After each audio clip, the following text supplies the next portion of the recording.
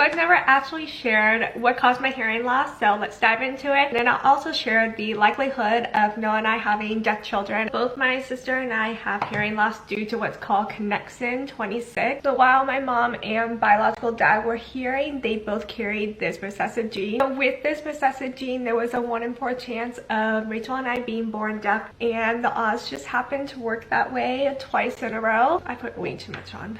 So Connexin 26 is the most common cause for a profound hearing loss. It's non-syndromic, meaning that there's usually no other medical issues with this mutation except hearing loss. So my mom didn't do any genetic testing before I was born, but when I was in kindergarten, I had a classmate who had Usher syndrome, which causes hearing loss, and then later on it also causes you to lose your vision, usually around puberty. So this is when I underwent genetic testing to determine if it was the Usher syndrome, and then that's when we learned that it was the Connexin 26. When it comes time that Noah and I raised our family, not anytime soon, he would also need to have the Connexin 26 recessive gene in order for our child to have the 1 in 4 probability of being born deaf.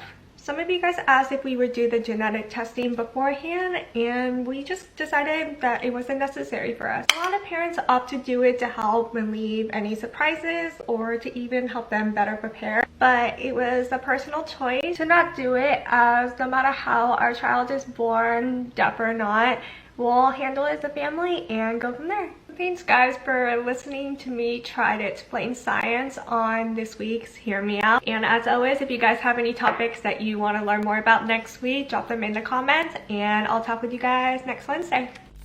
Abigail's right on the money with her explanation of Connexin 26, and it makes me, an anatomy and physiology professor, very happy that she got that right.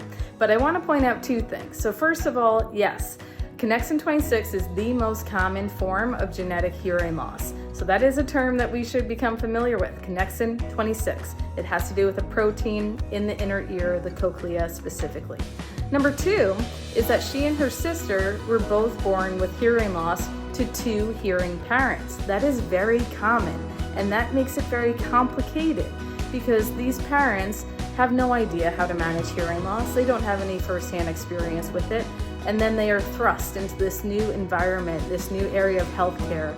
And you have to learn so much and make some very quick decisions about what you want to do for your children and their hearing.